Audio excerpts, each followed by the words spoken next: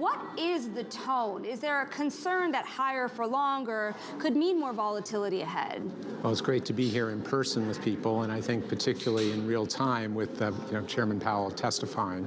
And I think the general attitude is one of caution, and I think the reason for that is really the rather inconsistent messages that seem to have come out of the Fed. And I think, as always, people are focused on confidence, and the confidence in this case has two dimensions. There's confidence in the underlying, just economy and whether there's a growth slowdown or a serious recession pending.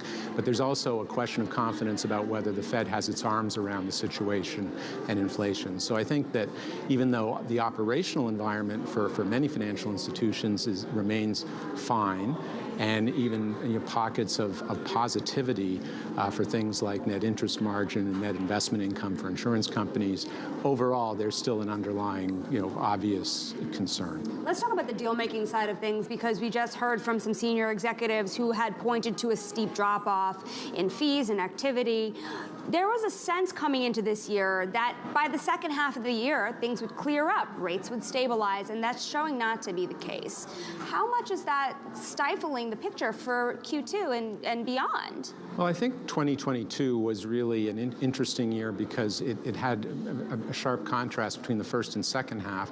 And as you say, many people thought that coming into 2023, it would almost be the mirror image. We would have a very tough first half while things stabilized, and then we would see a kind of pickup of activity and maybe even some robust pent-up demand.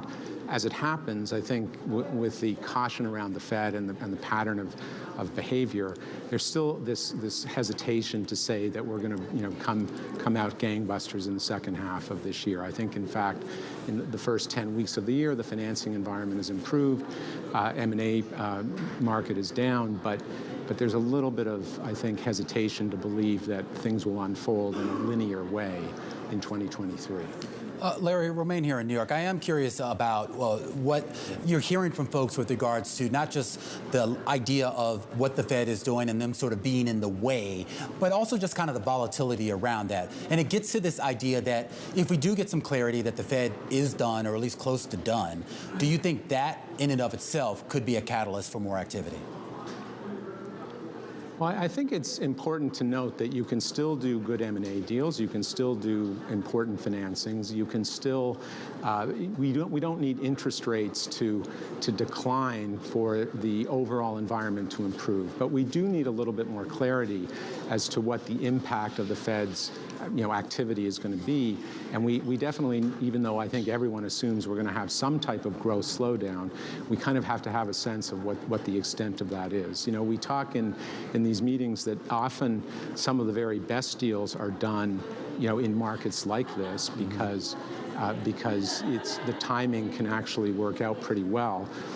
But I think it's also true, not just because of the interest rate environment, Romaine, but the overall antitrust environment, and we're now heading into a political calendar, that there's still a little bit of a caution in a boardroom about whether you want to be aggressive at this moment. And we don't really see that changing overnight. Okay, and I mean, and there are a lot of firms out there, a lot of companies out there that have the luxury of being cautious, the luxury of taking their time. We also know, Larry, there are a lot of corporations out there that are going to be forced to come to the capital markets because they either have to refinance or they have other sort of commitments that they need to get to here. What are they going to face when they do that?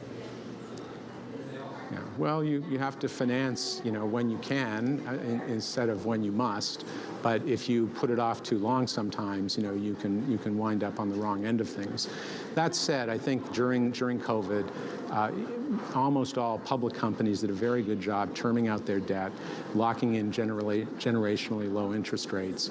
It's going to be a little painful replacing that debt in a few years at probably higher rates, which may be a more normal environment in historical context, but it feels better when you're going higher to lower than lower to higher.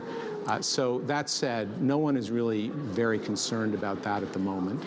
and financing environment is much improved for investment-grade companies in 2023 on the debt side, and also the leveraged finance markets have begun slowly to repair themselves. You know, the other interesting thing here that could drive activity, there's this big question of whether there's pent-up activism on the sidelines. You see investors like Elliott raising record amounts of money. You see corporations under stress. How much is that the reality, and will they be successful in asking for really large corporate changes? You know, it's a great point, because activism, I think the last time we looked, is up over 50% in the last couple of months.